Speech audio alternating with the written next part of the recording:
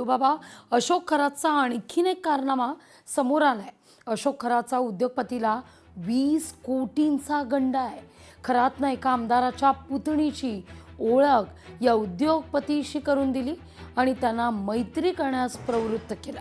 पुढे त्यांच्या जवळीक निर्माण झाल्यावर खरातनं कट रचला आणि त्यानं संबंधित तरुणीला आपण गरोदर असल्याचं उद्योगपतीला सांगण्यास भाग पाडलं।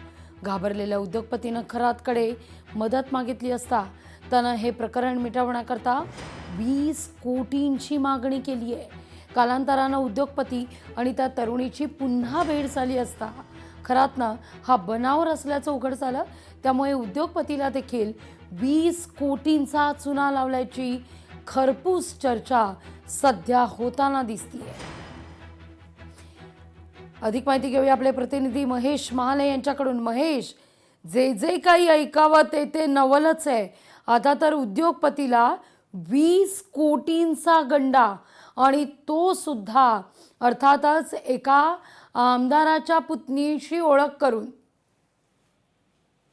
अगदी खरं लागवी। खरं तर अशोक खरात या भोंदूबाबाचे एक एक कारनामे आता समोर यायला बघायला मिळत आहे। खरं तर सुरुवातीला लैंगिक शोषणाचा आरोप झाला, त्याच्यानंतर त्याने आपल्या शिवनिका संस्थेसाठी पाणी अतिरिक्त पाणी जे आहे ते शासनाकडनं मिळवलेलं होतं, त्याचा शासन निर्णय हा दुसरा कारनामा आणि आता तिसरा कारनामा जो आहे तो एका उद्योगपतीला थेट 20 कोटींचा चुना लावल्याची जी घटना आहे ती सध्या उघडकीस आलेली। याची जी चर्चा आहे, खरपूस चर्चा ती सोशल मीडियावर जी आहे ती वेगळ्याच प्रकारे रंगू लागलेली आहे। खरं तर खरातने एका आमदाराच्या पुतणीची ओळख जी आहे ती या उद्योगपतीशी करून दिली होती, त्यांच्याशी मैत्री त्याने करून दिली होती आणि पुढे त्यांच्या जवळीक निर्माण झाल्यावर खरातने हा सर्व कट रचलेला होता। संबंधित तरुणीला गरोदर असल्याचे उद्योगपतीला सांगण्यास भाग पाडले आणि घाबरलेल्या उद्योगपतीने नंतर परत खरातकडे धाव घेतली होती आणि खरातने हे प्रकरण मिटवण्यासाठी उद्योगपतीकडनं 20 कोटी रुपये घेतले होते आणि एकूणच अशा प्रकारे 20 कोटींचा चुना जो आहे